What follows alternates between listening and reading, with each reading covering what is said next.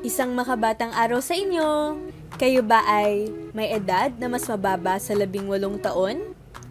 O di kaya ay hindi lubos na maaalagaan at kayang proteksyonan ng sarili dahil sa kondisyong pisikal at psikolohikal? Kung gayon, kayo ay matatawag na bata. Mga bata, alam nyo bang may pambansang ahensya ng pamahalaan na para sa inyo? Ito ay ang Council for the Welfare of Children o CWC. Ang Council for the Welfare of Children o CWC ay ang pangunahing ahensya ng pamahalaan na nagsusulong ng kapakanan at karapatan ng bawat bata sa Pilipinas. Matagal na ang CWC. Naitatag ito noon pang December 10, 1974 sa pamamagitan ng Presidential Decree 603 o ang Child and Youth Welfare Code. Tungkulin namin na bumuo ng mga patakaran at mga programa patungkol sa mga bata at subaybayan ang pagpapatupad ng mga ito. Bukod pa rito, maaari nyo rin kami malapitan sa lahat ng rehiyon ng Pilipinas sa tulong ng aming regional committees at subcommittees for the welfare of children. Nasaan mang panig kayo ng Pilipinas, abot namin kayo. Hindi nag-iisa ang CWC sa pagsulong ng inyong mga karapatan at sa pagtugon sa inyong mga pangangailangan. Sa pamamagitan ng CWC Board, nabibigyan ng tuon ang iba't ibang aspeto ng kapakanan ng mga bata sa tulong ng Department of Social Welfare and Development, Department of Agriculture, Department of Education, Department of Health at ang kanyang agency na National Nutrition Council, Department of Justice, Department of the Interior and Local Government, Department of Labor and Employment, at Department of Economy, Planning and Development. Katuwang din nila ang ex-official members na binubuo ng National Anti-Poverty Commission, Child Basic Sector, Presidential Communications Office, Commission on Human Rights, 2 pribadong mamamayan, at isang child representative. Malaki ang pagpapahalaga namin sa inyo bilang bata. Kaya naman, kayo ay kasama namin sa mga desisyon na makakaapekto sa inyo. Lahat ng usapin ng CWC Board ay sinusuri muna ng Technical Management Group. Bukod pa rito, may mga komite at subkomite na nakatuon sa bawat sektor ng mga bata tulad ng mga sumusunod.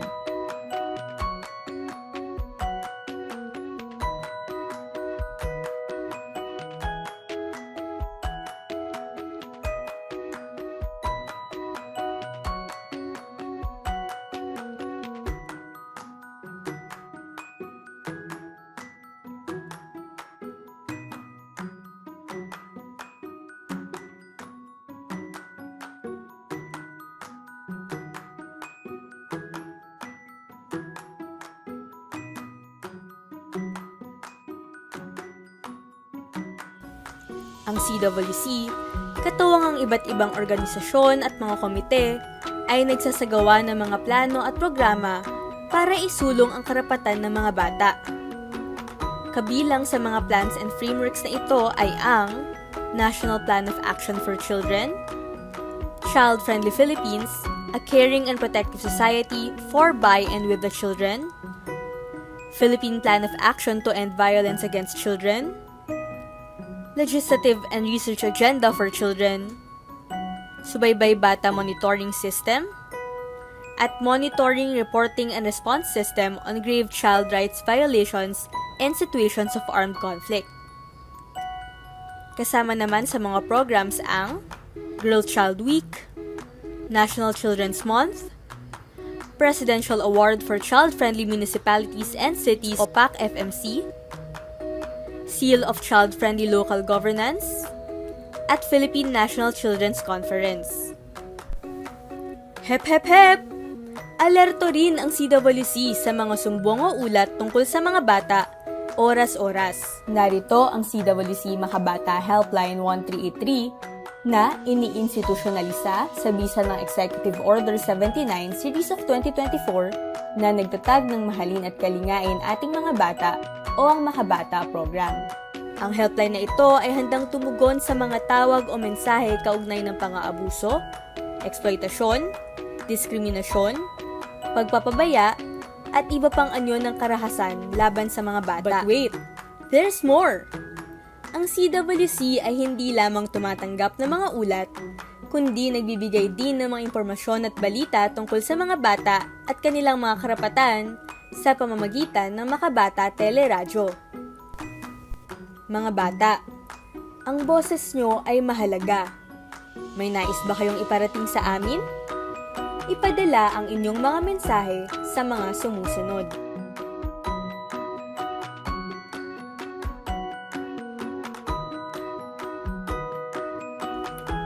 Tandaan, basta bata, CWC ang bahala.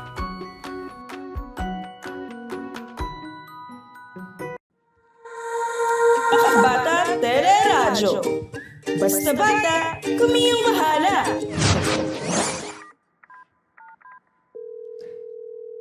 Hello, 1383 Makabata Helpline. How can I help you? 1383, we're always online. 1383 Makabata Helpline. Happy Monday and happy National Children's Month! Philippine Standard Time, it's 4 in the afternoon. Isang maulan at makabatang hapon sa ating mga manonood at taga-subaybay. Ako po ulit ang inyong Ate Camille na makakasama niyo ng 2 oras ngayong araw para maghatid ng mga balitang makabata at para sa bata. Kamusta ang ating buhay-buhay? Welcome po ulit sa bagong episode ng Makabata Teleradyo. Ang tabayanan ng aming palabas tuwing Lunes, 4 to 6 p.m. ng hapon. Sa ating huling episode, tinalakay natin ang pagsulong ng child-friendly train system sa Pilipinas. Kasama si Attorney Hernando T. Cabrera o Attorney Cabs, Administrator ng Light Rail Transit Authority o LRTA. Mahalaga ang naging pangunguna ng LRTA sa pagsusulong na gawing ligtas at child-friendly ang train system sa ating bansa. Dahil libo-libong pasahero ang bumabiyahe sa kanilang mga tren, kabilang narito ang mga bata. Mula sa disenyo ng mga estasyon hanggang sa pagpapalakas ng kakayanan ng mga staff sa bawat estasyon ng tren na ipakita nila na ang kaligtasan ng mga bata ay tunay na tungkulin ng lahat. Kahanga-hanga rin ang mga hakbang ng LRTA sa paglalatag ng konkretong aksyon tungo sa child-friendly na transport system sa pamamagitan ng pagbuo ng Committee on the Protection, Safety, and Welfare of Children.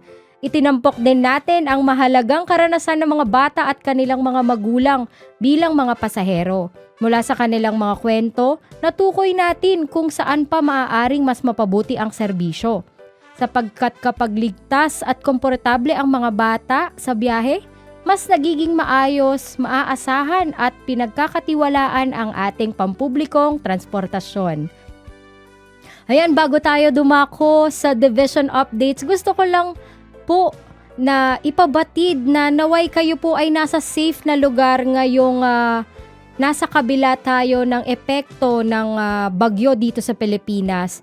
Ito lamang po ang aming tips mula sa Council for the Welfare of Children para sa pangkalahatang paalala para sa lahat. Una po, manatili sa loob ng bahay at umiwas sa paglabas kung hindi naman kailangan. Pangalawa, i-unplug ang mga appliances kapag may malakas na hangin o kidlat upang maiwasan ang tunog o pagkasira ng kagamitan. Pangatlo, ihanda ang emergency bag, kit o box. Ilagay dito ang inyong damit, good for 3 days, flashlight, baterya, tubig, ready-to-eat food na good for 3 days din, first aid kit at mga importanteng dokumento. Pang-apat, makinig sa mga balita o opisyal na anunsyo mula sa inyong barangay o lokal na pamahalaan. At gayon din ang mga government agencies such as Pag-asa at NDRRMC. At pang-5, iwasan ang baha. Huwag lumusong sa baha dahil maaari itong may dalang sakit o kuryente. Para naman sa ating mga adults or mga magulang at nakatatanda, una, siguraduhing ligtas ang inyong tahanan. Itali ito sa mga malalakas na bagay. Yung mga poste po natin, no? Ensure natin na hindi ito basta liliparin. Isara ang mga bintana at tiyaking matibay ang bubong. Pangalawa, bantayan ang mga bata at mas nakatatanda sa bahay upang hindi sila mapahamak o mabasa. Pangatlo, magplano ng evacuation. Alamin ang pinakamalapit na evacuation center at ihanda ang mga gamit kung kinakailangang lumikas. Pang-apat, panatilihin ang pagiging kalmado. Huwag magpanik at ipaliwanag sa mga bata ang nangyayari sa paraang naiintindihan nila. Para naman sa ating mga bata at kabataan, una, makinig kay nanay o tatay o sa inyong guardian at sundin ang kanilang mga tagubilin sa oras ng bagyo. Pangalawa, iwasan ang paglalaro sa ulan o baha dahil maaari itong magdulot ng sakit o panganib. Pangatlo, maging mahinahon at matapang. Tandaan na maraming tao ang nagtutulungan para sa kaligtasan ng lahat. Ang kaligtasan ay nagsisimula sa pagiging handa. Alagaan natin ang isa't isa, lalo na ang mga bata sa panahon ng sakuna. Ngayon naman ay tumungo tayo sa Division Updates ng Council for the Welfare of Children. Para sa Public Affairs and Information Office, 2 out of 5. Matagumpay na naidaos ng Council for the Welfare of Children through the Public Affairs and Information Office together with the Department of Justice nitong November 7 ang National Children's Month Kick-Off Celebration sa Crown Plaza, Manila, Galleria Hotel Ortigas Center, Quezon City na may tinatayang 500 participants na children from non-government organizations, foundations, child performers with guardians, yung ating parents, academe, national government agencies, international government organizations, media, ating partners and member agencies, faith-based organizations, and selected local government units. Ang ating successful kick-off ay pinangunahan ng ating butihing Undersecretary si Kuya Angelo M. Tapales, kasama sila Department of Justice ASEC Michelle Lapuz, Department of Social Welfare and Development ASEC Zabidin Aziz, Juvenile Justice and Welfare Council Executive Director Attorney Tricia Oco, National Authority for Child Care Assistant Secretary Rowena Macalintal, Philippine National Police WCPC PB Gen Sheila Portento, Department of Agriculture Deputy Executive Director Ann Ray Rivera. At syempre pa, ang celebration na ito ay naging venue na rin para i-anunsyo ang mga nanalo sa Himig Makabata ng Makabata Helpline 1383. Mamaya ko po ito i-detalye sa ating PMO updates. Congratulations po sa inyong lahat at antabayanan natin ang tatlo pa naming National Children's Month activities, ang National Play Advocacy Week, ang Digital Parenting at syempre pa ang ating culminating activity. Maraming salamat po sa suporta mula sa ating partner agencies and organizations. Para naman po sa Project Management Office updates, dumalo ang PMO at Policy Plans and Research Division sa 4th quarter online learning session ng Juvenile Justice and Welfare Council noong October 24. Sa learning session na ito, nagbahagi si Ms. Normina E. Mojica o Tita G bilang resource person ng salient provisions ng Executive Order Number 79 Series of 2024 o ang Establishing the Mahalin at Kalingain ang Mga Bata Program and Institutionalizing the Makabata Helpline 1383. Natalakay rin sa session na ito ang orientation on anti-sexual harassment, guidelines ng JJWC. Bukod dito, ginanap noong ika-3 hanggang ika-5 ng Nobyembre 2025 sa Pampanga ang Makabata Helpline 1383 Enhancement of the Manual of Operations na pinangunahan ng Project Management Office. Dinaluhan ito ng iba't ibang division, office at unit ng CWC kabilang ang Office of the Executive Director, Office of the Deputy Executive Director ng Localization and Institutionalization Division at Management Information System Unit.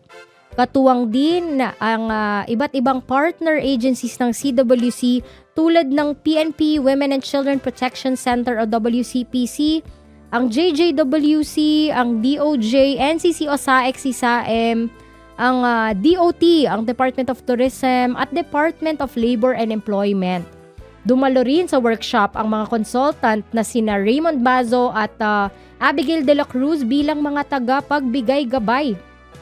Gayun din ang documenter na si Ms. Renzi Mendoza. Ang 3 araw na enhancement workshop na ito ay naglalayong mapahusay at ma-update ang Manual of Operations ng Makabata Helpline 1383.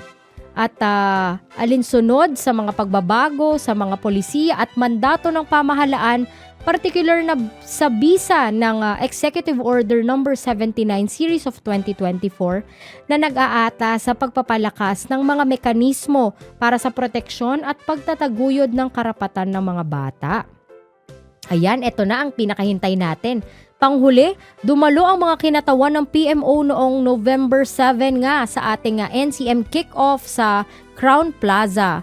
At sa nasabing okasyon, inanunsyo at pinarangalan ang mga 3 nangunang kalahok sa Himig Makabata Jingle Writing Contest.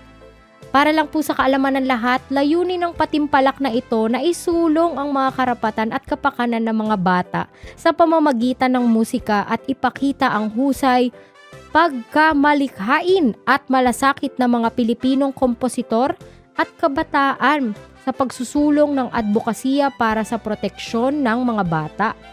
Congratulations po ulit sa mga nagwagi at ayan po no, paalala lamang po para sa ating Makabata Helpline 1383, patuloy na tumatanggap ng mga ulat at konsultasyon ukol sa karahasan, abuso, diskriminasyon at pagpapabaya sa mga bata. Maaari po tayong tumawag sa 1383, Smart 0919-354-1383 at Globe 0915-802-2375. Yan po, pwede na po nating i-screen cap yan no, para ma-save natin ang numbers. Mag-chat din sa Makabata Helpline 1383 sa Facebook at Instagram. Ayan po no, naka-flash sa screen. At i-click din ang Makabata logo sa website ng cwc.gov.ph. At para sa mga taga-NCR, mag-report sa eGov Super App ng DICT, i-click lang ang Child Abuse.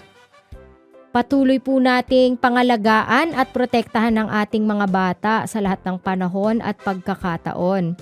Tawag, chat, email, click na po sa Makabata Helpline 1383. Bago tayo dumako sa ating LID updates, panoorin po muna natin ang winning piece ng ating Himig Makabata Champion mula sa Region 4A. Ang kanilang grupo ay kilala bilang AAA at ang kanilang awit ay pinamagatang 1383 Makabata Helpline. Kilalanin natin sila Althea Aala, Alexandria Paula Lumbres at Alia M. Alcantara, ang ating grand winners. Hello, 1383 Makabata Helpline. How can I help you? 1383, we're always online. 1383 Makabata Helpline. 1383, just call anytime. We're here to help, protect, and empower every Filipino child. Kung may pang-aabuso, may tutulong sa'yo. I-dial lang ang 1383. Kabataan delikado, sa'yo'y may sasaklolo. I-dial lang ang 1383. Makabata Helpline, maasahan mo. Tumawag ka lang. 1383, we're always online. 1383, Makabata Helpline. 1383, just call anytime. We're here to help, protect, and empower. Let us uphold their rights together.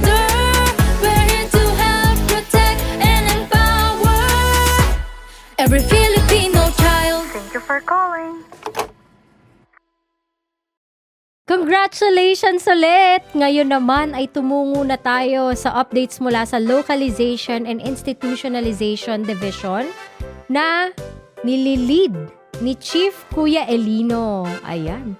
Si Ate Jinky, Kuya Elino, Ate Andre at Ate Jade ay nanguna sa coordination meeting sa pagitan ng LCPC Consortium Secretariat at Jojo Rigor Jr. na kinatawan ng National Youth Commission bilang paghahanda sa gaganaping workshop on the development of criteria for identifying LCPC Good Practice Model noong November 3 sa CWC Conference Hall. Si Ate Andre naman po ay dumalo sa regional kick-off ceremony ng National Capital Region kasama si Ate Gladys in partnership with the local government unit ng Manila City noong November 6 sa Manila Zoo, Malate. Ito po ay ginanap upang opisyal na i-launch ang National Children's Month celebration ng NCR na dinaluhan din ni Mayor Isko Moreno at Vice Mayor Chi Atienza kasama ang iba pang RCWC members, local government unit officials, national governments at NGO partners, and of course, child representatives.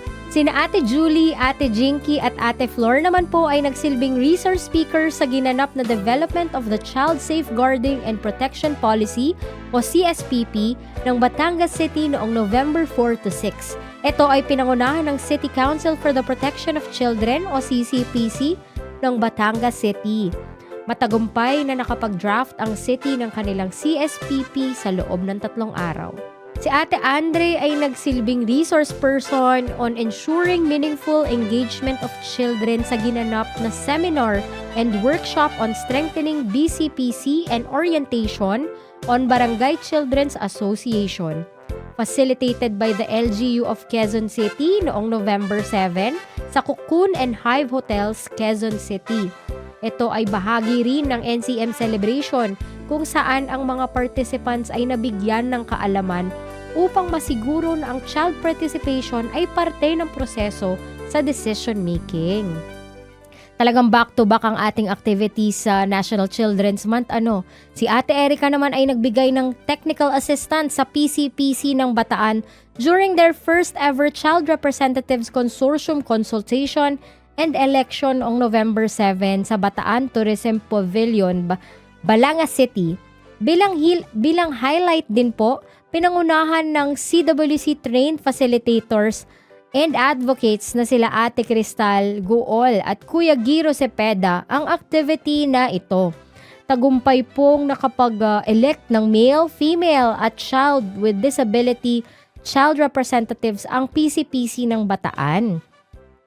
Nagkaroon din ng si Beth pre-work with Maguindanao del Sur, Datu Abdullah Sangki at Quezon City LGUs mula November 7 November 4 to 7 via Zoom platform. Ito ay parte ng paghahanda para sa gaganaping capacity building with these LGUs. Dagdag pa na update po, si Ate Rain ay dumalo sa isang preparatory meeting for the Tagaytay City Science National High School National Children's Month celebration noong November 8 via Zoom upang pag-usapan ang magiging programa at topics assigned to CWC. Kasama rin po niya si Attorney David at Kuya Zal ng Project Management Office sa pagpupulong na ito. Okay, at bago po tayo magpatuloy sa ating regional updates, magbabalik po ang Makabata Teleradyo. Radyo Pilipinas. Radyo Publiko. Radyo Pilipinas. Interesting na usapan. Hindi heavy. Tugtugang chill. Suave. Learning from home na hindi boring. Radyo Pilipinas Magazine. 1278 AM. Time to celebrate kulturang Pinoy. Tradisyon, musika, sining, literatura at iba pa. Anything and everything fun and Filipino. Ito ang Pinoy Kultura. Flight PR 1043, now boarding. Hey, that's us! Vacation, here we go! Always love flying the first and oldest commercial airline in Asia, our very own flag carrier, Philippine Airlines. Dreaming of love while cruising at high altitudes. Did you know this track was specifically made for Philippine Airlines back in the 70s? Composed by Jose Marichan and arranged by Ryan Cayabyab. Closer to heaven, we're 30,000 feet. Brings back good old memories at the same time creating new ones with the new generation. Oo, ang ganda pa naman ng kanta. Leave all your worries as we soar over the clouds. I don't know about you, but I always feel a sense of pride every time I see our flag carrier on airports or up flying high in the sky. They'll be shooting stars through time and space. Yan ang Pinoy Kultura because our culture is cool.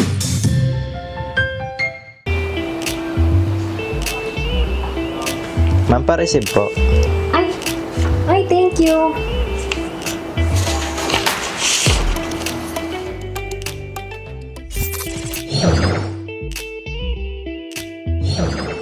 Hala, totoo ba? NCM season na! Uy, totoo ba? Oo, Ay, totoo ba? NCM season na? Hala, guys, NCM season na! NCM season na? Guys! NCM season na!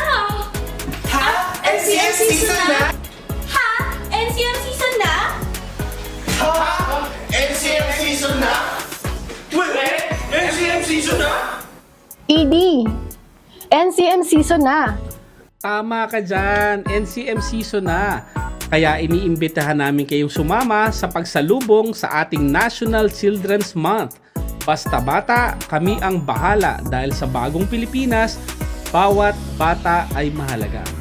NCM season na! Happy National Children's Month! NCM season na! Happy National Children's Month! Happy National Children's Month! Happy National Children's Month! Happy National Children's Month! Happy National Children's Month! Happy National Children's Month!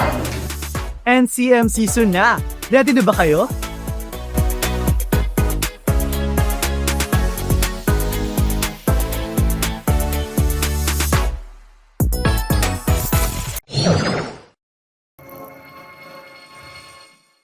Radyo Pilipinas. Radyo Publiko. Radyo Pilipinas. Interesting na usapan. Hindi heavy. Tugtugang chill.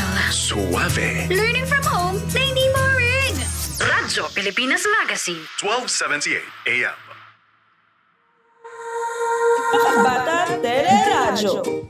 Basta bata, kumiyong bahala. Nagbabalik po ang Makabata Teleradyo. At dahil National Children's Month na, sabay-sabay na nagbukas ng kani-kanilang selebrasyon ang ating regional counterpart sa pangunguna ng ating mga regional committees/subcommittees for the welfare of children. Sa Region 1, nagkaroon ng media guesting o kapihan kasama ang Philippine Information Agency noong November 3 kung saan nagkaroon ng discussion patungkol sa pagdiriwang ng National Children's Month. Ang tema ng selebrasyon ay nakatuon sa OSAIC at SISAIM, kaya naman nagkaroon rin ng discussion patungkol sa Republic Act No. 11930 o mas kilala bilang Anti-OSAIC and SISAIM Act. At dahil ngayong buwan rin ay pinagdiriwang ang Juvenile Justice and Welfare Council Week, nagbigay kaalaman rin ang RJJWC1 patungkol sa Republic Act No. 9344 o mas kilala bilang Juvenile Justice and Welfare Act of 2006. Sa Region 2, ang kanilang kick-off ay naganap noong November 3, 2025 sa harapan ng DSWD Field Office 2 kung saan nagkaroon ng recitation ng panatang makabata at pagkakabit ng Children's Month Advocacy Tarpaulin at nagkaroon rin ng dalawang media guesting ang ating RSCWC 2 sa DZDA Department of Agriculture Regional Office 2 at sa Philippine Information Agency Regional Office 2 noong November 4 at 5, 2025. Panghuli, successful na naisagawa ang Children's Month Congress noong November 8, 2025 sa SM Downtown, Tuguegarao City na nilahukan ng child representatives mula sa mga Local Council for the Protection of Children o LCPCs ng Region 2. Formal na ring pinuksan ng Region 3 ang kanilang selebrasyon ng Children's Month noong November 3, 2025 sa DSWD Field Office 3 main building kung saan nagkaroon rin ng recitation ng Panatang Makabata. Ayan, sunod-sunod and back-to-back. Sa Bicol Region naman ang RSCWC Bicol rin kasama ng DSWD Field Office 5 ay nagkaroon ng media guesting sa Philippine Information Agency Regional Office 5 noong November 3, 2025. At noong November 4 naman ay nagkaroon ng DSWD 5 live stream interview. Sa dalawang aktibidad na ito, nagkaroon ng diskusyon patungkol sa selebrasyon ng Children's Month. At tema nito ay nakafocus sa OSAIC at SISAIM, syempre pa. Hinikayat ng RSCWC at DSWD Field Office 5 ang mga local government units, non-government agencies at iba-ibang stakeholders na suportahan ang pagdiriwang ng Children's Month. Hindi naman nagpahuli ang Bangsamoro Autonomous Region in Muslim Mindanao o BARM sapagkat noong November 3 ay nagganap ang kanilang NCM kickoff sa OCM Grounds, Bangsamoro Government Center. Nagkaaroon rin ng sabayang pagbigkas ng Panatang Makabata na sinundan ng inaugural feeding ng mobile kitchen ng Ministry of Social Services and Development o MSSD. Ngayon ay mag-commercial break po muna tayo. Magbabalik ang Makabata Teleradyo. Radyo Pilipinas. Radyo Publiko. Radyo Pilipinas. Interesting na usapan. Hindi heavy. Tugtugang chill. Suave. Learning from home na hindi boring. Radyo Pilipinas Magazine. 1278 AM. Time to celebrate kulturang Pinoy. Tradisyon, musika, sining, literatura at iba pa. Anything and everything fun and Filipino. Ito ang Pinoy Kultura. Isa sa mga napakagandang alaala nung bata pa ako was visiting Luneta, running around the well-manicured park, staring up at the Rizal Monument, wondering sino kaya siya at bakit may memorial siya. Yung higanteng relo. Aba, I made sure to pull my parents so I could stare at the flora clock. I couldn't even read the time then pero tuwang-tuwa pa din ako. At eto ang mas nakakatuwa sa Luneta, we didn't really need money to enjoy the park. It was for free. Namamasyal pa sa Luneta nang walang Yan ang Pinoy Kultura because our culture is cool. Have you ever had an online interaction that made you uncomfortable? Or have you received messages from an online friend that made you suddenly think, uh-oh, weird? In our digital world, where we have many apps and platforms we can use to connect with others, a danger might be lurking, and it could be targeting you. Online grooming happens when someone, usually older, pretends to be a friend online. Groomers could be male or female. They target minors and can pretend they are your age. Sometimes they don't hide that they are older, so you have a cool older friend. They can also pretend to be a completely different person to be able to gain your trust, only to put you in an uncomfortable or even dangerous situation later. How do we know if the person we met online is a red flag? 1. They are becoming too interested in you or your life too fast. They contact you all the time. They give you gifts. Be mindful if the attention feels like too much. 2. They encourage you to keep secrets. They do not want you to let other people know about your friendship. 3. They share intimate and personal topics with you. Groomers may initiate conversations about inappropriate topics like their romantic relationships and sexual acts and experiences. They might also seek excessive emotional support, such as asking you to comfort them. 4. They try to always be there for you. They get you to confide in them and rely on them for comfort. As you trust them more and more, it will be easier to make you do whatever they want. 5. They might want more alone time with you and try to isolate you from family, friends, and other hobbies, so you spend more and more time online. 6. They try to encourage unhealthy habits by giving you access to alcohol, drugs, or explicit content. By doing this, the groomer makes the victim feel special and grown up. They also know that these actions can lower a victim's guard. 7. When you already trust them a lot, when they have gained their victim's trust, they ask about your personal information. In time, personal questions may become darker statements. They can also ask for private photos and become threatening if you don't give in. There are people online that truly care for your well-being. Good people will respect your boundaries, encourage positive habits, and don't force you to do anything you are uncomfortable with. If you experience more than one of the signs of online grooming mentioned above, tell your parents, a friend, or a long-trusted adult like relatives, teachers, or your guardian. Distinguishing friends from foes online is increasingly challenging. Groomers can look like a real friend, and their true nature might not be obvious for a long time. Because of this, everyone's help is needed to ensure children and youth have a safe digital environment. As you go online, remember, be mindful of your interactions. Seek help if you suspect signs of online grooming.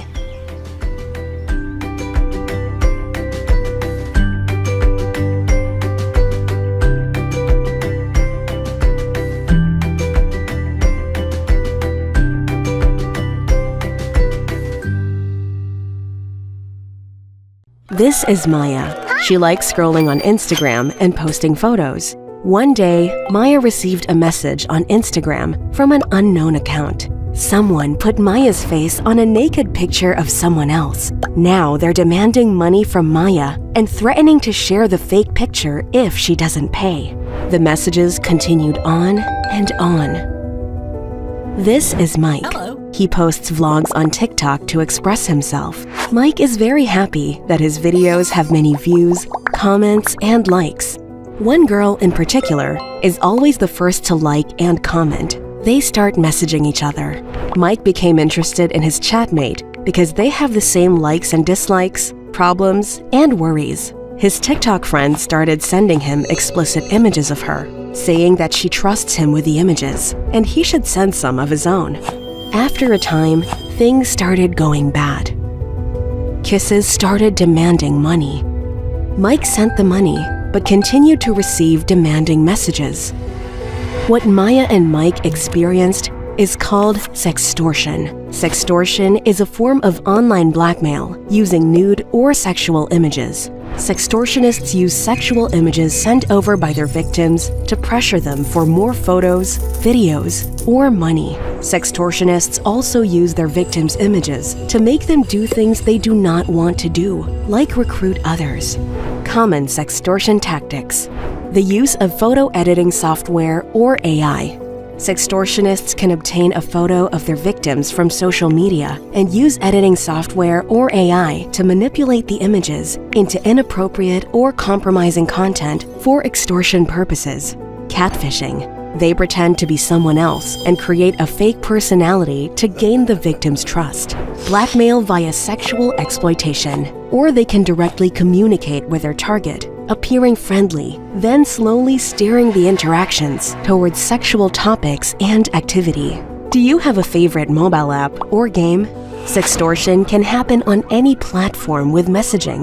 Boys are also more targeted by online criminals. Sextortion is a serious crime that often leaves victims overwhelmed with shame. Sometimes, the victims harm themselves because of these feelings. If you have been targeted or know someone being targeted, do not be afraid to speak up. Call the attention of your parents, trusted adult, or other authorities. As you go online, remember, be mindful of your digital encounters. Seek help if you or someone you know is in a dangerous interaction.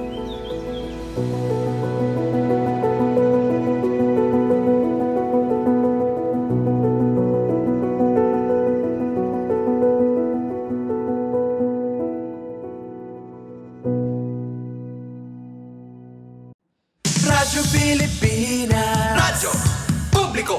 Radyo Pilipinas. Interesting na usapan. Hindi heavy. Tugtugang chill. Suave. Learning from home na hindi boring. Radyo Pilipinas Magazine. 1278 AM. Bata Teleradyo. Basta bata, kumiyong bahala. Nagbabalik po ang Makabata Teleradyo. Ngayon naman po ay panoorin at pakinggan natin ang ulat ng ating kasama sa Children's News. Ate Sel, pasok!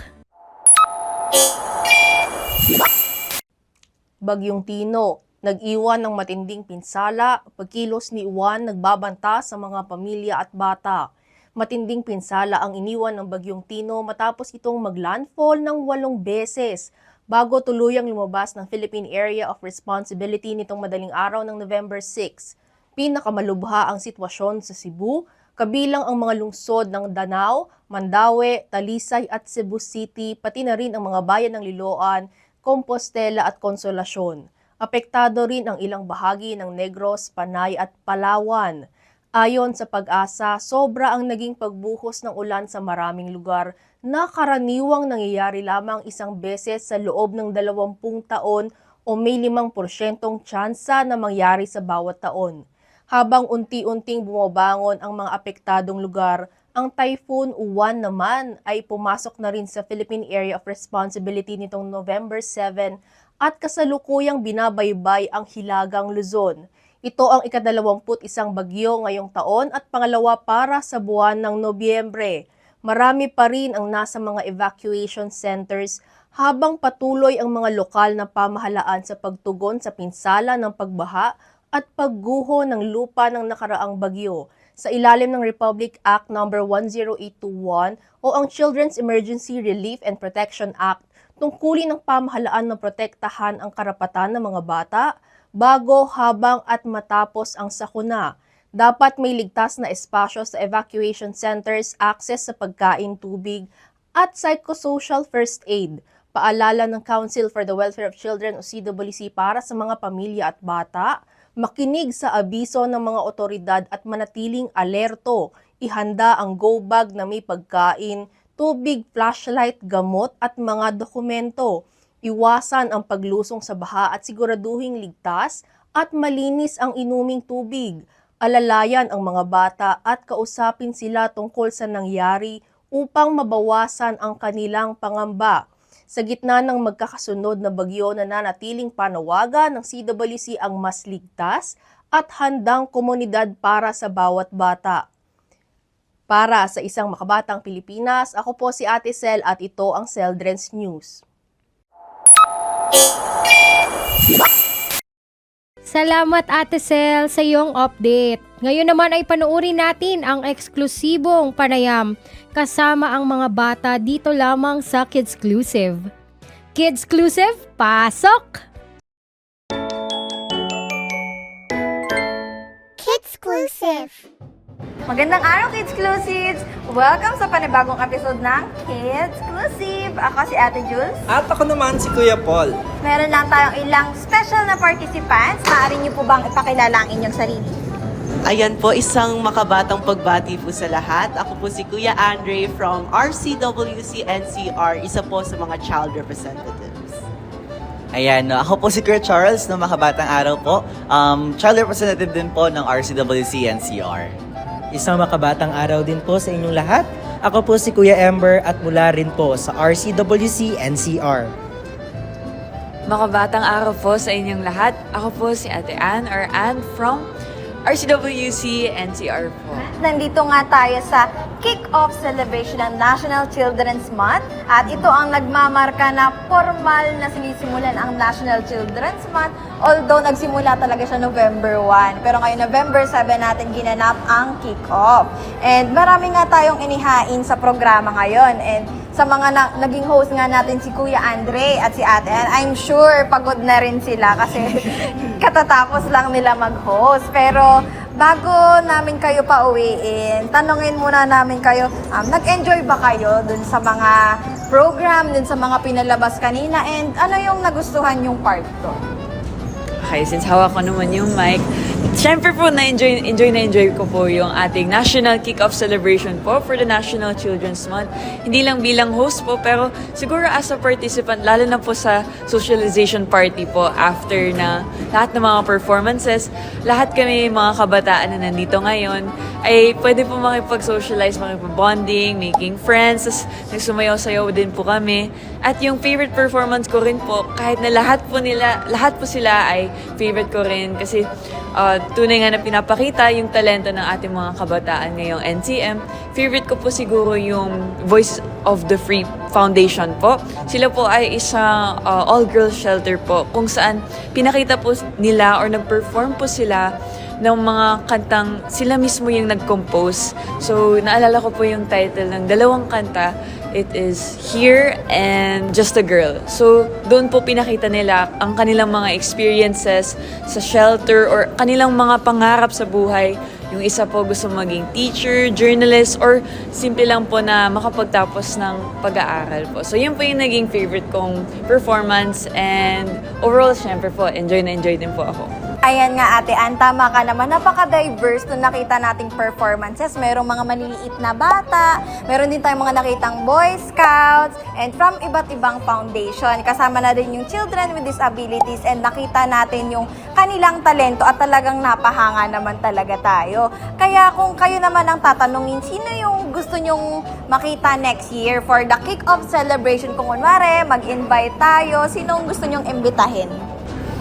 Siguro ate, kung ako may gusto akong makita for the next National Children's Month celebration po siguro yung mga individual na kilalang individual po na alam din natin na may suporta para dun sa ating mga bata. Kagaya po nila Ate Barbie Fortesa, at ni Kuya David Licauco po na ambassador po ng Save the Children Philippines po, no? So yun, actually po, kasama po namin sila sa Save the Children Philippines ngayon, no? So yun, kaya sila po yung mga individual na lantaran na pinapakita yung suporta po para sa bawat batang Pilipino na maganda po para inspire din po yung kanilang kapwa pa celebrity and other individuals na influential po to promote children's rights po, no?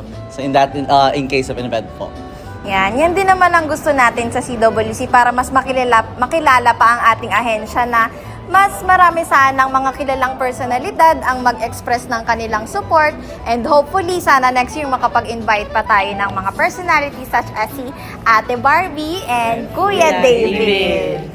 Ayan, at syempre hindi lang tayo basta-basta Ate Jules nag-i-invite ng mga personalities. Ina-ensure din natin na itong mga personalities na to ay child advocate din at pinaglalaban din yung mga agenda at karapatan ng mga bata. Ayan, bilang ating pangatlong tanong naman, ano naman yung pakiramdam nyo na nandito kayo ngayon sa kick-off ng National Children's Month? So, yun. First, gusto ko po munang isend yung deepest gratitude ko po sa Council for the Welfare of Children for inviting me and Anne na maging host po ng kick-off ceremony ng National Children's Month. And yung nararamdaman ko right now, like, mixed emotion siya, like happy kasi syempre nakapunta ulit ako sa another child-led activities na kung saan pinopromote natin yung mga karapatan ng mga batang Filipino. And at the same time, nasasad ako kasi as you guys know, I'm 18 right now and eto na po yung huling year ko as the child representative of the RCWC NCR. Pero at the same time, pleasured pa din ako to serve our fellow Filipino children na kung saan pinaglalaban natin yung mga karapatan nila as child champion ng National Capital Regions. So yun po, I am pleasured to be here serving the Filipino children for the National Children's Month, and at the same time, I am very blessed to have such an amazing child representatives like Anne, Ember, Charles, and even Lacan and Lay na hindi po namin kasama ngayon. So, like parang it's a pleasure for me not just to work with them but at the same time maging magkaibigan. Like parang nakapag-socialize kami way back pa nung after po ng regional election. So, this 2025 National Children's Month, ito yung parang masasabi kong pinaka-memorable na year for the National Children's Month kasi except sa magtatapos na po yung term ko and the other child representatives po, syempre masaya pa rin ako to meet all of you from the CWC, from the RCWC, NCR, and also sa LCPC namin na meron na din mga bagong child representatives na binibuild up and nilulook forward po namin. So, yun po. Thank you so much. Ayan, maraming salamat Kuya Andre. And likewise, super honored kaming mga kuya at ate mo na nakasama ka namin sa mga advokasya at nagsasalamat kami para sa mga naging serbisyo mo. And alam ko yung mga batang, mga nakikinig o nanonood or anywhere in the Philippines is grateful din na nagkaroon sila ng kuya mo na nag-a-advocate para sa kanila. Ayan, napakaswerte din natin sa Kids-Clusive, Ate Jules. Dahil 2 years pa lang Kids-Clusive at napakaswerte na inabutan pa natin na may interview ng ilang beses si Kuya Andre para sa Kids-Exclusive episodes natin. Ayan, bilang ating last question naman, ako na ang pipili, si Kuya Ember na ang sasagot. Ayan, ang ating question ay, kung may isa kang wish para sa mga kapwa mo bata, ano naman ito? So sa tingin ko, ang pinaka-wish ko talaga para sa ating mga batang Pilipino, no, ay maging ligtas at ma-empower pa ang kanilang mga voices, lalong-lalo ngayon ay Children's Month, no? At itong buwan na ito ay para sa ating mga kapwa bata at nawa ay maging ligtas, gaya nga ng ating tema ngayong Children's Month, ano nga yan?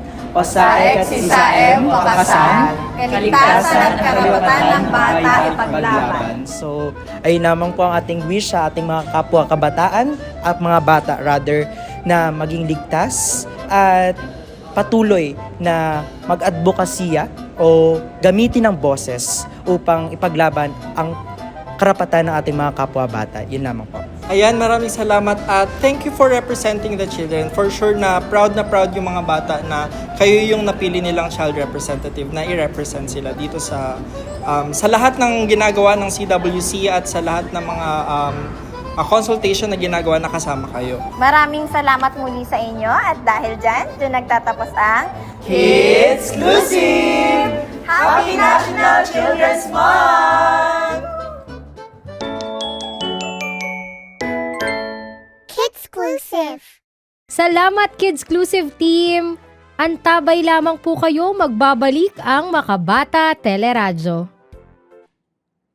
Radyo Pilipinas. Radyo Publiko. Radyo Pilipinas. Interesting na usapan. Hindi heavy. Tugtugang chill. Suave. Learning from home na hindi boring. Radyo Pilipinas Magazine. 1278 AM. When you feel that you have been targeted by someone with intentions to trick or harm you, if someone has developed a relationship with you and makes you do things you don't want to, it is important to know what to do and who to ask for help. Say no. Be firm and direct. Remember, you can take control and not let them push you to do things that feel wrong or uncomfortable. It might feel hard at first, but knowing you are not alone and can ask for help is key. Talk about your experience with people you can trust and can help you recover. Talk to a trusted adult, like your parents or your teacher. You should also report these incidents to the appropriate authorities, such as the police or the Child's Rights Committee in your area. If you're in the Philippines, you can contact the Aling Police Cyber Squad, the Council for Welfare of Children, or the Interagency Council Against Trafficking. If you're in Indonesia, call the Ministry of Women Empowerment and Child Protection, or PKPA Indonesia. For those in Nepal, you can get in touch with the Child Helpline or the National Center for Children at Risk. If you suspect, discover, or are told about a child's abuse, do not hesitate to speak up. It is important that you receive the proper guidance you need as children to navigate your activities online. To help delete sexually explicit images or videos of minors uploaded online, ask an adult to visit the National Center for Missing and Exploited Children's Take It Down website or file a report through their Cyber Tip Line channel. While a wide range of new technologies keeps us connected to each other and enhances our day-to-day interactions, we must remember that anyone can be vulnerable to online dangers and that not everyone we meet on the internet is safe to trust. Seek help in ensuring you have a safe digital environment and the support you need to protect yourself from abuse online. You don't have to handle it on your own.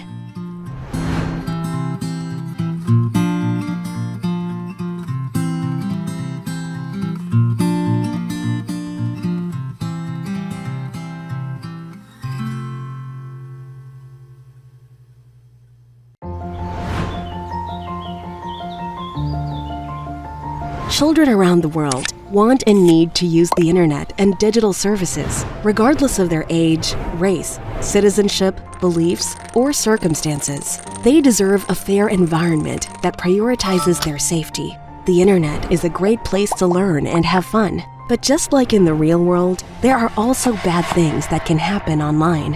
Online sexual exploitation and abuse is growing worldwide as children are increasingly vulnerable to being targeted by predators. Countries should work together to protect children and the youth online and uphold their rights to a safe digital environment. In 2021, the General Comment Number 25 was published. It says that countries should work together to keep children safe. It also outlined the rights of children to a safe digital environment. What are your rights to a safe digital environment? Children should be able to access accurate and reliable information online. Children should be able to share their ideas online without lying or bullying others. No one should force children to do things for money or for others. No one should stop children from spending time with their family, friends, or their community, except for reasons of safety. Children must have privacy to grow in the way that they wish. Children should be able to prove who they are online, but their information should be kept safe. Children have the right to be protected from violence. Leaders should ensure that the digital world is safe for children, as not all have families or support. Ensure that children with disabilities are able to join the digital world. Online services should keep children safe and healthy. Digital tools can be fun, but it should respect children's privacy and support their education. How to address the challenge of digital safety? Make rules that support children's rights online. Ensure that everyone understands the rules. Make sure that there are consequences for those who break the rules. Stop businesses putting profit above children's rights. Most importantly, empower children and youth. Listen to their voices to inform the decisions that will affect their lives. The digital world opens up big opportunities. It is a space where children and youth can express themselves. Let's ensure that they can take those opportunities without threats to their safety.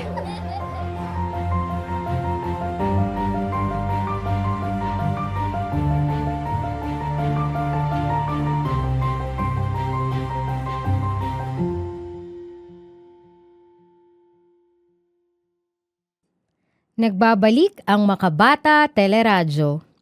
Para naman po sa ating Makabatang Bayan segment, sa episode na ito, muli tayong maghahatid ng isang mahalagang ulat na ating natanggap mula sa Makabata Helpline 1383, ang ating tulay sa pagsusulong ng karapatan at proteksyon ng bawat bata. Ang ulat na ito ay natanggap noong buwan ng Setyembre sa pamamagitan ng Makabata Helpline 1383 Facebook Messenger, isa sa mga platapormang maaaring gamitin upang mag-ulat ng anumang uri ng pang-aabuso o iba pang isyung may kinalaman sa mga bata. Paalala lamang po sa ating mga tagapakinig at manonood, maaaring sensitibo ang kasong ito kaya't hinihiling namin ang inyong pangunawa. Ang ulat ay nagmula sa isang concerned citizen at ayon sa kanya, napansin niya na ang isang Facebook group na di umano'y naglalaman ng mga child sexual abuse and exploitation materials o SISAEM at may kasamang adult content. Nang matanggap ng Makabata Helpline 1383 ang ulat na ito, agad silang nakipag-ugnayan at nagsumite ng referral letter sa Philippine National Police Anti-Cybercrime Group o PNP-ACG upang maimbestigahan ang nasabing Facebook group. Ayon sa ibinahaging feedback report mula sa PNP-ACG, kanilang napag-alaman na ang Facebook group ay nagpo-promote ng paid group chat na naglalaman ng mga adult explicit materials. Dagdag pa nila kanila nang nire-request sa Meta ang pag-take down ng nasabing Facebook group upang maiwasan ang patuloy na pagpapakalat ng mga malaswang nilalaman sa nasabing social media platform. Paalala po sa lahat ng ating mga manonood at tagapakinig, kung mayroon kayong nalalaman na ganitong kaso o kung may mga katanungan ukol sa karapatan ng mga bata o anumang paglabag sa kanilang mga karapatan, maaari ninyong i-report ito sa Makabata Helpline 1383 gamit ang iba't ibang platapormang nakalahad upang mabigyan ng proteksyon at masiguro ang kanilang seguridad at kaligtasan. Ang mabilis na koordinasyon at pagtugon sa kasong ito ay bahagi ng ating layunin na pangalagaan ang kapakanan ng bawat batang nangangailangan ng proteksyon at suporta. Lubos po kaming nagpapasalamat sa ating mga partners, lalo't higit sa ating mga kapulisan, para sa kanilang agarang pagtugon sa ganitong mga kaso upang agad na mabigyan ng nararapat na aksyon. Nagpapasalamat din kami sa tulong at mabilisang pagtugon ng lokal na pamahalaan sa kasong ito. Ang Council for the Welfare of Children sa pamamagitan ng Makabata Helpline 1383 ay patuloy na nagsusulong ng mga advokasya upang mabigyan ng proteksyon ang bawat bata at ang kanilang pamilya. Kabilang dito ang mga kampanyang pangkamalayan na naglalayong ipaalam ang karapatan ng bawat bata. Palakasin ang laban kontra pang-aabuso at matiyak ang sapat na proteksyon para sa kanila. Paalala lamang po muli, ang Makabata Helpline 1383 ay patuloy na tumatanggap ng mga ulat at konsultasyon ukol sa karahasan, abuso, diskriminasyon at pagpapabaya sa mga bata. Maaaring tumawag sa 1383, SMART 0919-354-1383 at sa Globe ang 0915-802-2375. Ayan, ifa-flash po natin yan sa screen at wag po ninyong kalimutan din mag-chat sa Makabata Helpline 1383, Facebook at Instagram. Yan. Pagdating naman sa ating CWC website, click lang ang Makabata logo at para naman sa ating mga taga-NCR mag-report sa eGov Super App ng DICT, i-click lang ang Child Abuse. Patuloy po nating pangalagaan at protektahan ang ating mga bata sa lahat ng panahon at pagkakataon. Tawag na po sa Makabata Helpline 1383. Grabe po, no, nakakalungkot na may ganito tayong balita, no? Pero syempre nakakatuwa po na tayo ay na-guide at na tayo ay nabigyan ng suporta ng ating mga kasamahan sa kapulisan. Napapanahon talaga ang topic na ito sa tema ng National Children's Month natin at talaga nga namang nakakadismaya na may mga ganitong klase ng tao na hindi iniisip ang mga bata.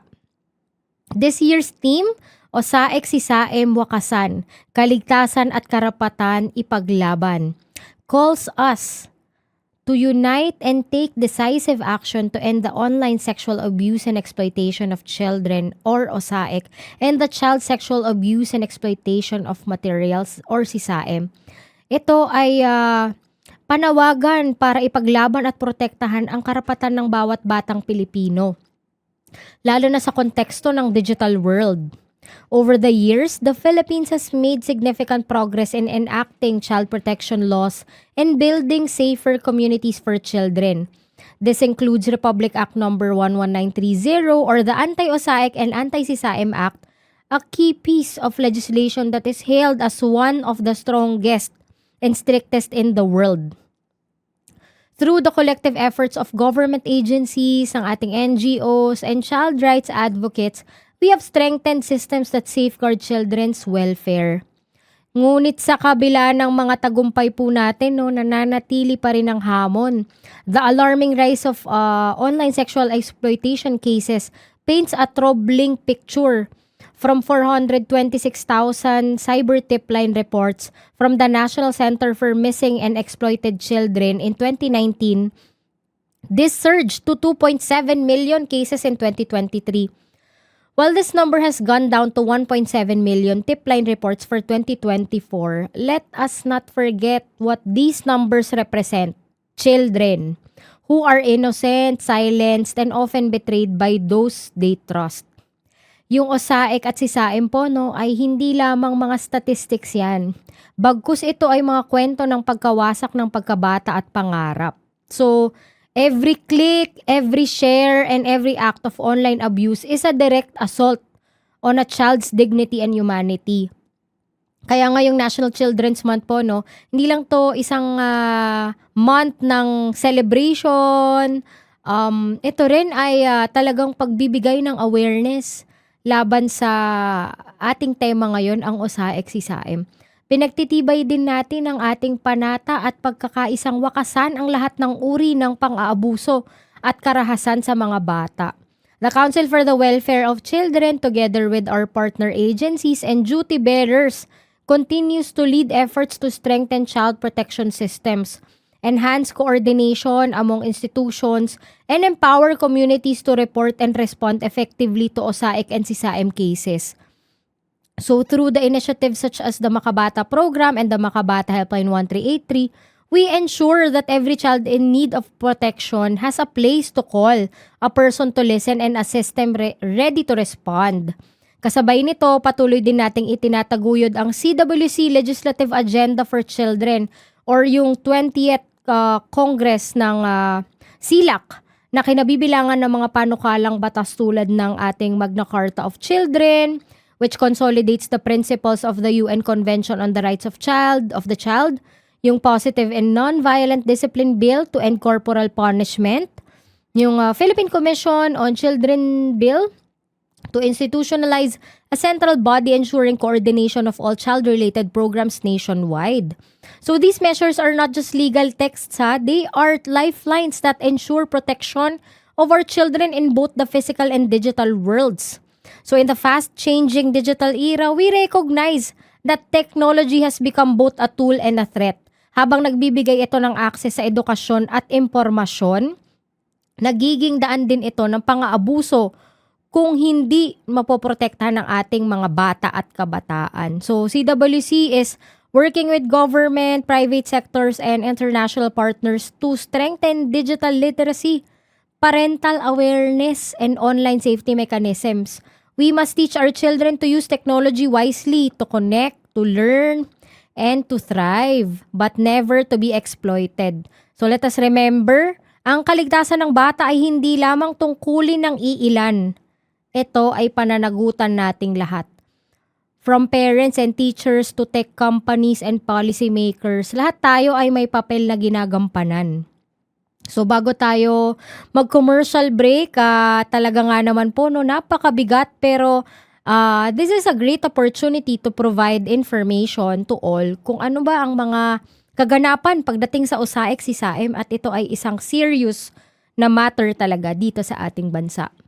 So bago tayo mag-commercial break, panoorin po natin ang mga informational materials ng ating partner agencies and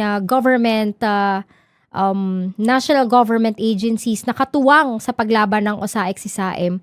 At sa kanilang materials na ito ay nagbibigay ng awareness tungkol sa OSAEC at CSAEM. Magbabalik po ang Makabata Teleradyo. Marina, alam mo ba yung salitang Riz? That means charm. 8? Impressive. Delulu? Delusional. Sheesh! Basic naman yan, Ate Maxi. How about sus? That means weird or suspicious. You know, sis, ang daming bagong words and knowledge na nagpa-pop up every now and then, no? Kaya it's very important to always stay on top of what's new, what's trending, what's in the know. Tama ka dyan, ate. Do you know about the word OSAEC? Spill! OSAEC means online sexual abuse or exploitation of children, at magandang may alam tayo tungkol sa usaping ito. Dahil binibigyan tayo nito ng guidelines at mga dapat tandaan para mapanatiling ligtas ang ating mga sarili mula sa kapahamakan at mga mapagsamantala na ginagamit ang internet at teknolohiya. That's lit, ate! Kaya Marina, lagi mong tandaan, you've got a friend and kakampi in me. Mas slay kapag safe ang lipunan mula sa mga mapang-abuso.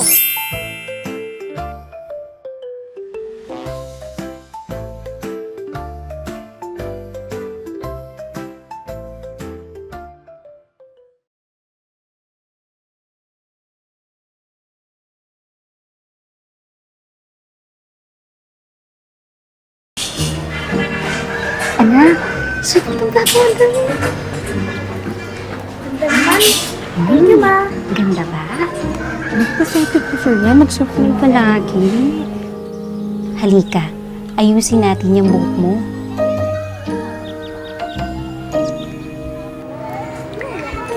Miss ka na dyan, anak. Sige po.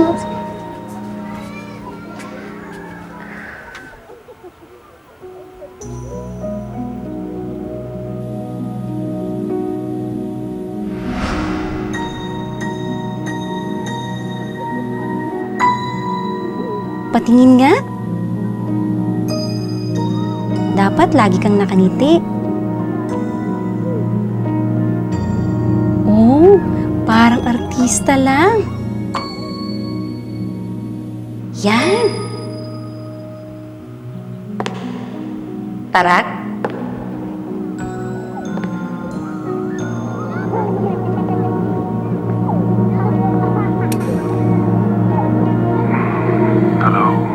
O anak, hubarin mo na yung suot mong damit.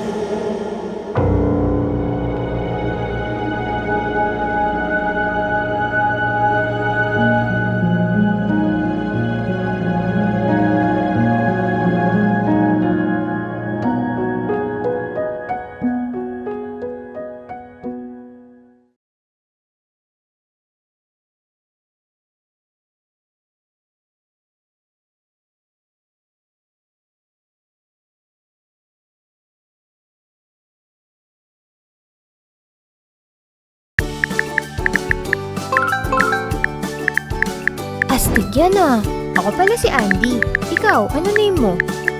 Anak, kakilala mo ba yung kausap mo? Not really, Mom. But he's fun to talk to. Be careful, anak. May mga manloloko online, pretending to be friendly. Oh? Kaya anak, be wiser than them. Anong gagawin mo kapag ina-add ka ng di mo kilala? Sasabihin ko po sa inyo. That's right, anak. Always remember, pag di ka komportable sa kausap mo, sabihin mo agad sa amin para iwas ka sa mga posibleng manloloko. Opo, I'll be wiser. Anak, you're very bright. Kaya wag magpapaloko. Kaya mga bata, sumunod sa inyong mga magulang. Kapag online, only visit sites or play games na approved ni mommy at daddy. At don't talk to anyone na hindi mo pa nakikilala. Mas mabuting ipaalam sa inyong parents or guardian kapag may strangers na nag-message at gustong makipag-chat sa inyo sa mga online games or social media apps. Always protect yourself and be cyber-wise.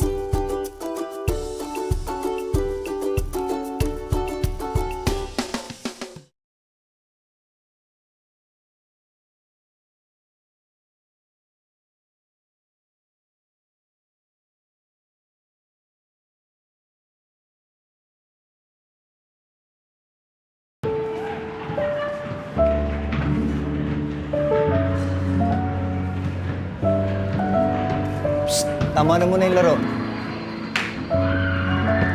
Pawis ka na, oh. Mag-ayos ka muna. Kailangan mo pang mag-practice.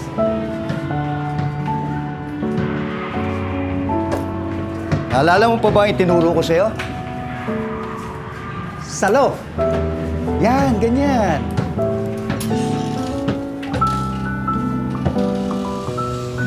Palit ka na.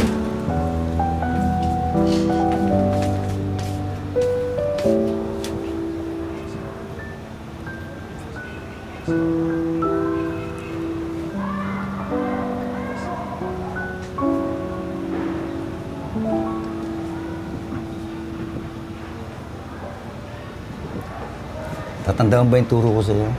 Opo.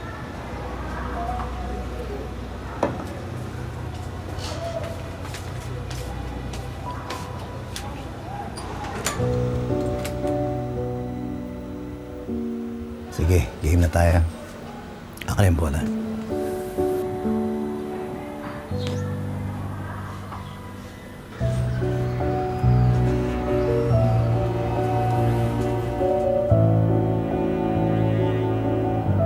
Hello. Oh. Para lang kayo naglalaro.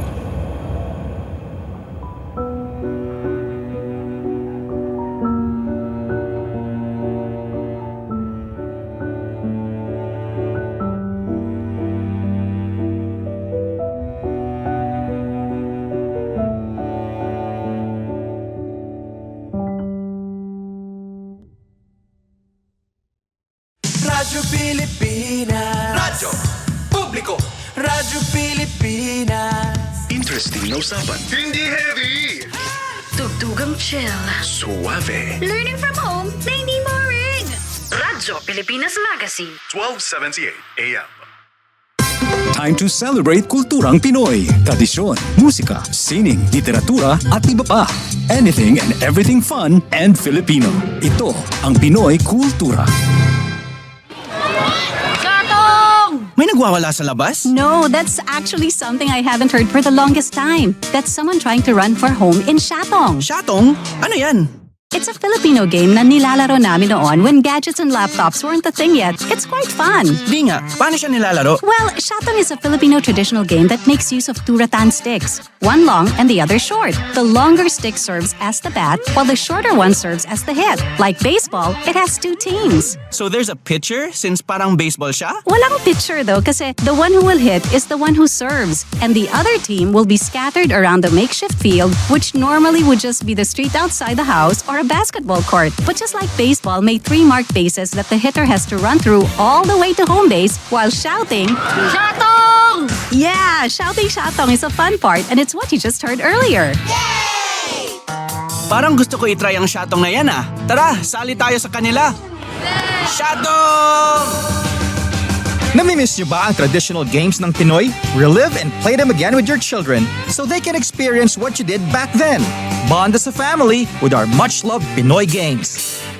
Yan ang Pinoy Kultura because our culture is cool.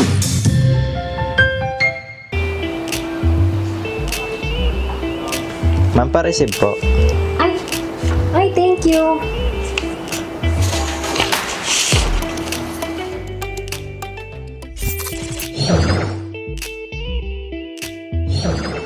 Hala, totoo ba? NCM season na. Uy, totoo ba? Oo. Ay, totoo ba? NCM season na? Hala, guys, NCM season na. Ha? NCM season na? Guys! NCM season na! Ha? NCM season na? Ha? NCM season na? Ha? NCM season na? Wait, NCM season na? ED, NCM season na. Tama ka dyan, NCM season na. Kaya iniimbitahan namin kayong sumama sa pagsalubong sa ating National Children's Month. Basta bata, kami ang bahala dahil sa bagong Pilipinas, bawat bata ay mahalaga. NCM season na! Happy National Children's Month! NCM season na! Happy National Children's Month! Happy National Children's Month! Happy National Children's Month! Happy National Children's Month! Happy National Children's Month! Happy National Children's Month! NCM season na. Ready na ba kayo?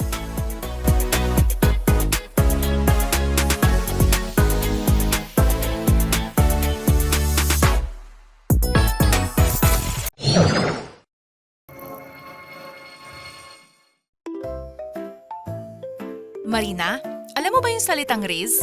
That means charm. 8? Impressive. Delulu? Delusional. Sheesh! Basic naman yan, Ate Maxi. How about sus? That means weird or suspicious. You know sis, ang daming bagong words and knowledge na nagpa-pop up every now and then, no? Kaya it's very important to always stay on top of what's new, what's trending, what's in the know. Tama ka dyan, ate. Do you know about the word osaek? Spill! Osaek means online sexual abuse or exploitation of children at magandang may alam tayo tungkol sa usaping ito. Dahil binibigyan tayo nito ng guidelines at mga dapat tandaan para mapanatiling ligtas ang ating mga sarili mula sa kapahamakan at mga mapagsamantala na ginagamit ang internet at teknolohiya. That's lit, ate!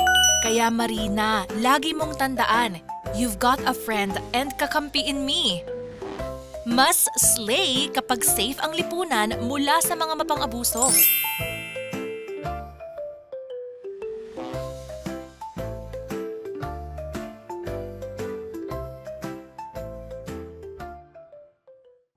Radyo Pilipinas. Radyo Publiko.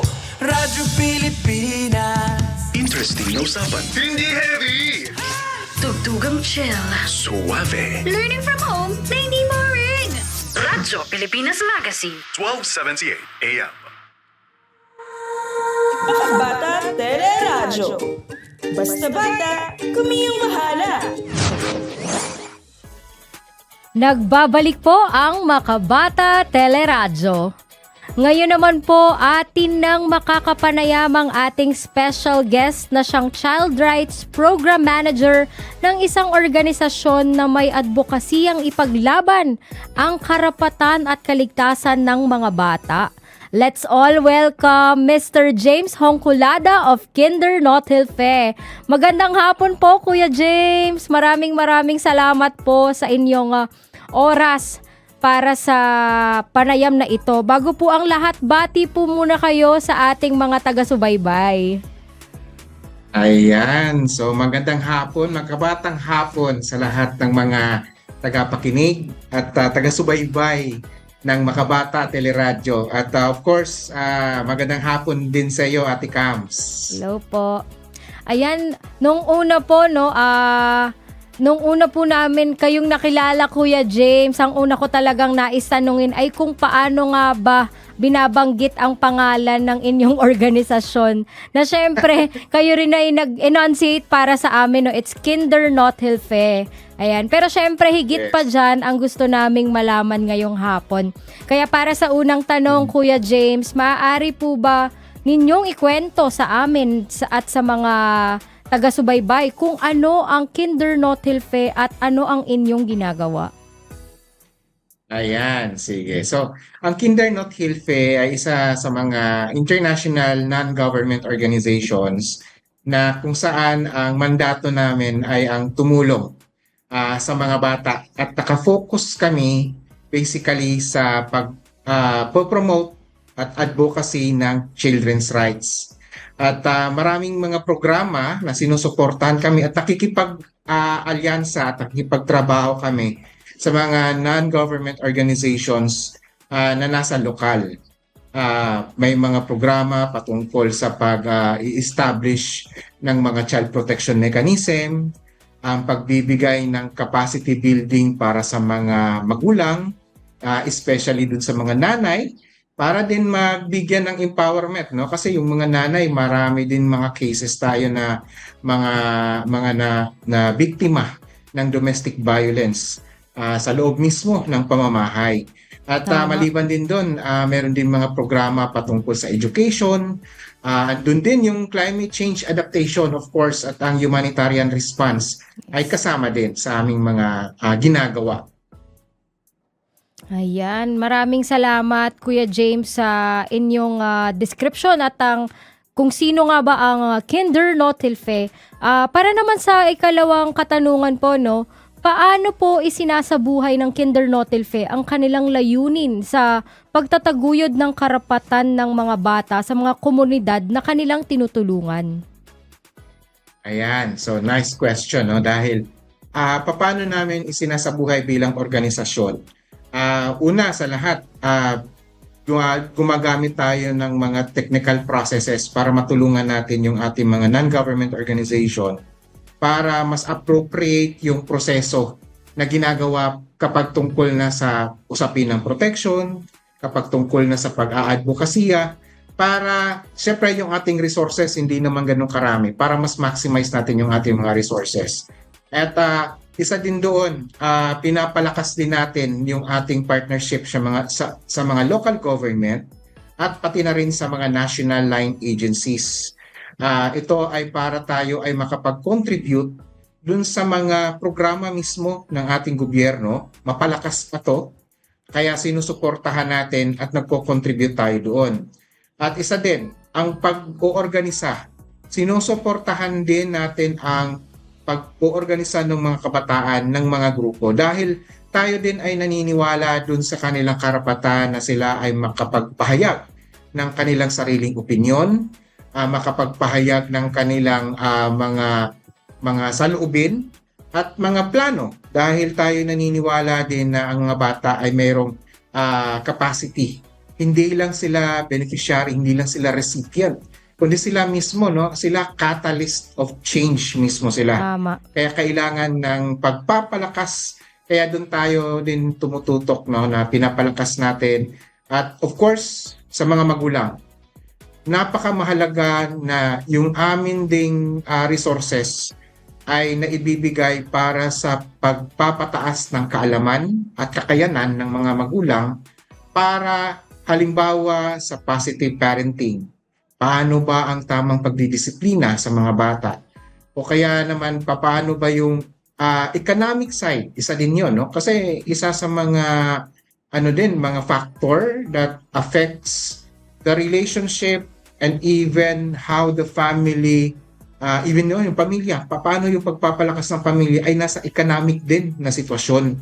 Kaya parte ng aming isinasabuhay at ginagawa sa mga programa ay yung pagpapalakas ng kakayanan ng mga nanay, ng mga tatay, patungkol sa kanilang kakayanan para sila naman ay kumita. Para naman maibigay din sa mga bata. Kapag sila may kita, may kakayanan sila na mai-provide yung pangangailangan ng mga bata sa edukasyon, sa health, at kahit sa ano pa man na mga pangangailangan nila. Yan. Dito natin talaga makikita, Kuya James, no, na napakahalaga ng alliance, not just by organizations like Kinder No Telfe, but also the national government, the parents, duty bearers, local government units, at syempre, while may alliance, may network para pagtulungan ang child-centered mechanisms, ay hindi natin ibabaliwala ang child participation dahil dapat alam ng mga bata ano yung mga ginagawa para sa kanila. At yan nga, Kuya James, no, sa inyong karanasan, ano po yung pinakamalaking hamon sa pagpapatupad ng mga programang may kaugnayan sa karapatan at kaligtasan ng mga bata? At paano nyo ito tinugunan sa Kinder No Telfe? Yan. Pagdating sa mga hamon, medyo marami din. Una na ho dyan sa mga challenges o mga hamon na nakaharap namin, cultural. Sa yan. Kasi sa Pilipinas, alam naman natin, no, ang dami nating mga kultura. May mapapansin natin sa lingwahe pa nga lang, di ba? Ang dami ng kultura. At saka paniniwala, of course. Isa yon sa mga barriers na kung saan humahanap tayo ng pamamaraan. Naghahanap tayo ng mga local champions. Halimbawa, mga imam. Alam naman natin sa ating mga kapatid na mga Muslim, ang early marriage ay bahagi siya ng paniniwala. Pero tayo'y nakikipagtrabaho sa mga nasa religious sector na mga imam para maipaintindi sa kanilang mga nasasakupan kung ano naman yung mga dapat, mga tama at mga naaayon din naman sa kanilang paniniwala o kaya sa relihiyon. Ang isa din na nahaharap tayo sa mga challenges is mismo yung mga magulang. Yung naniniwala pa rin dun sa tradisyonal na pamamaraan, lalo na pag usapin ng pagdidisiplina, ganon. Kasi nga, naging kasanayan ibig sabihin, naging cycle of violence na nga siya, no? So, sa amin naman, ang nagiging strategy namin dyan ay we create core champion of parents. Doon tayo nagsisimula sa mga maliliit. Kahit 2, kahit 3 yan, doon magsisimula. Hanggat yung 3 yon, pag na yun na nabigyan ng kasanayan, ay maaari na niyang maimpluwensyahan yung iba hanggat sila ay dumami. Ang isa din sa challenge natin, syempre yung mga batas, ang pag-i-implement ng mga batas sa local level. Ano mo, Ate Cubs, ang dami na nating mga batas Sa totoo lang, ang gaganda ng mga batas natin, di ba? Ito nga lang, di ba, we have yung teenage pregnancy natin, yung reproductive health bill, yung mismong mga violence against children, women and children natin na mga batas. Pagdating sa lokal, ito yung very challenging. It's in the implementation at the local level. Marami siyang factors, no? May maaring dynamics mismo within the community, yung acceptability mismo ng mga namumuno sa lokal.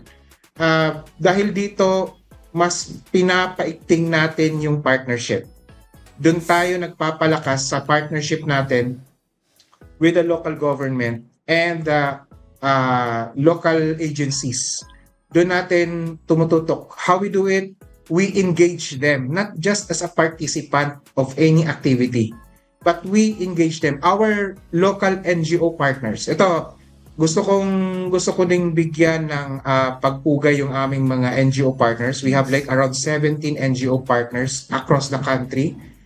Sila talaga, they build good relationship and partnership with the local LGUs.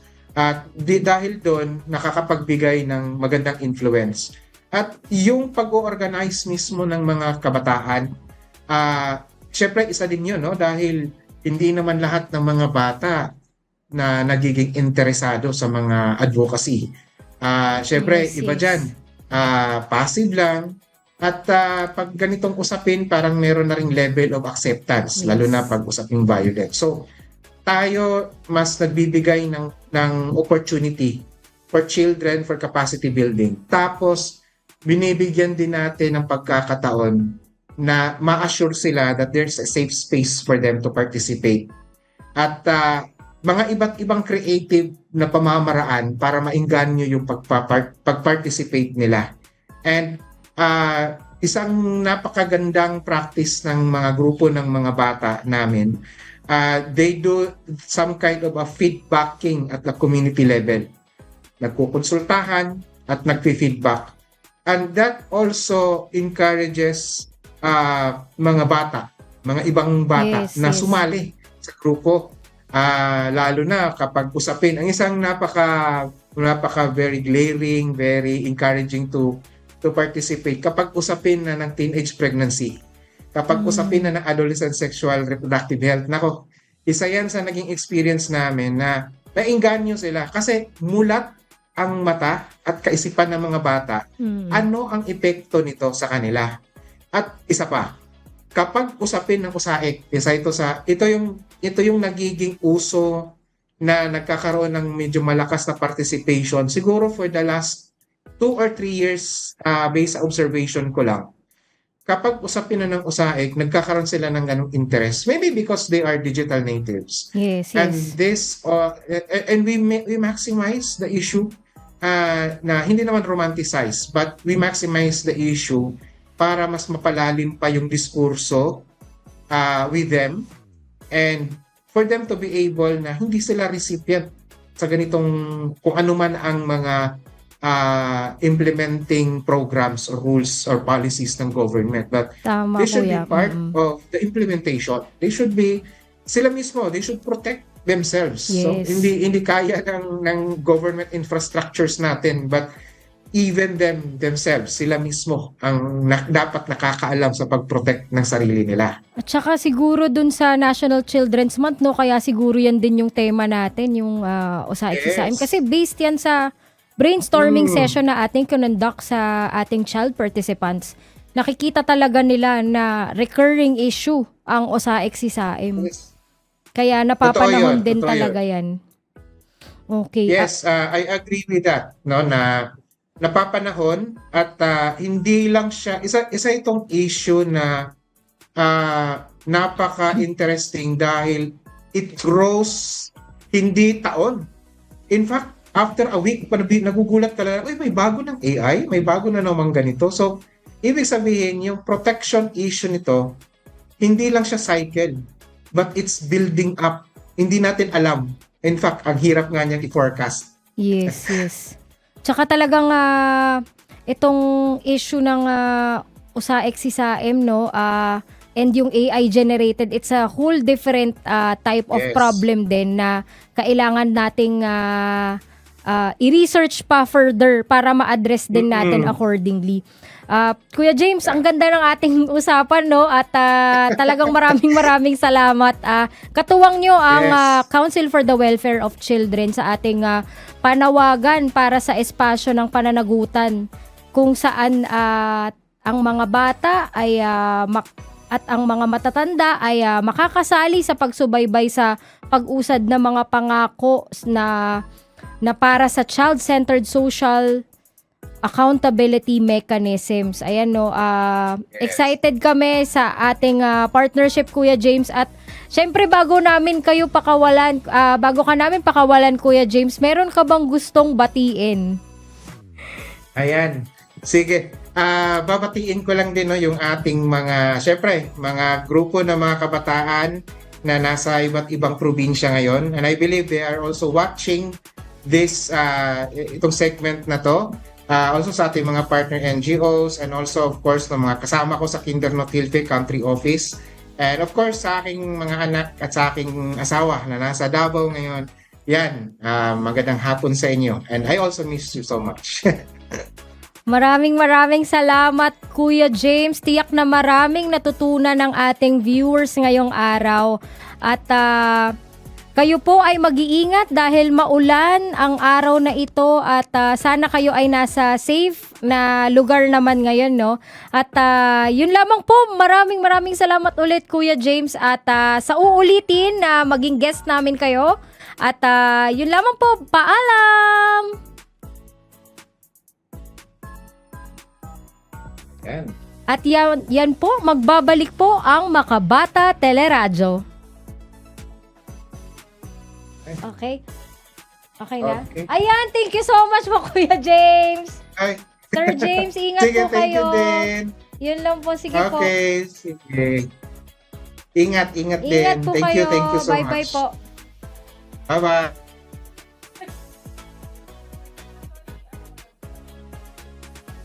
I-trim mo na lang yun. Be, sorry. Yung pag-ano ko, magbabalik po ang Makabata. Pwede ba i-reshoot ko yun? Sige nga. Sige.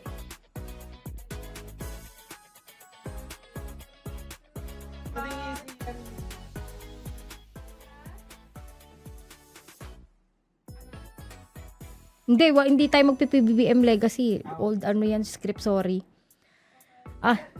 Okay. Recording na. At yan po, si Kuya James Hongkulada, Child Rights Program Manager ng Kinder No Tilfe. Tayo po ay magbabalik sa Makabata Teleradyo. Radyo Pilipinas. Radyo Publiko. Radyo Pilipinas. Interesting na usapan. Hindi heavy. Tugtugang chill. Suave. Learning from home na hindi boring. Radyo Pilipinas Magazine. 1278 AM. Time to celebrate kulturang Pinoy. Tradisyon, musika, sining, literatura at iba pa. Anything and everything fun and Filipino. Ito ang Pinoy Kultura.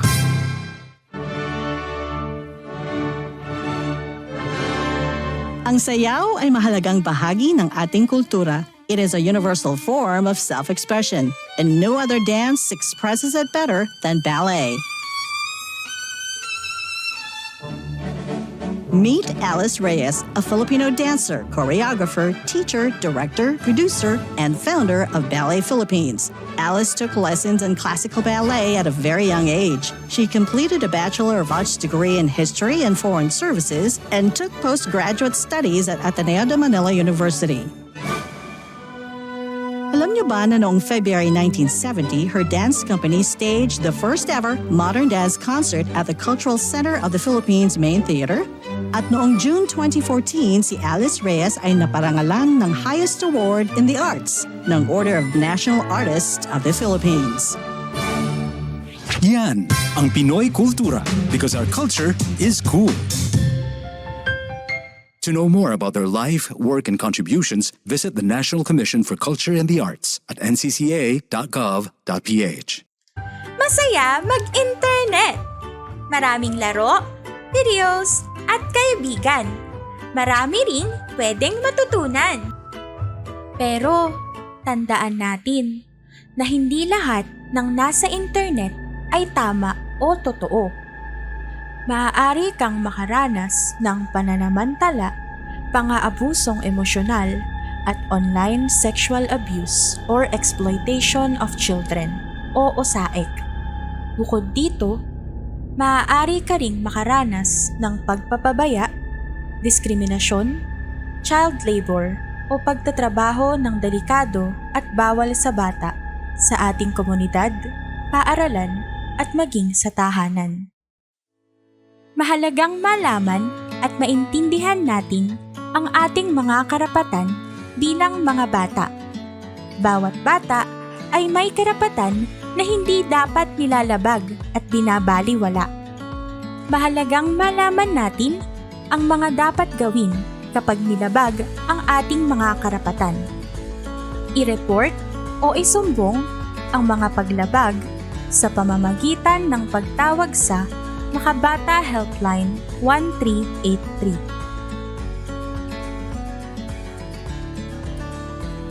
O di kaya sa mga sumusunod.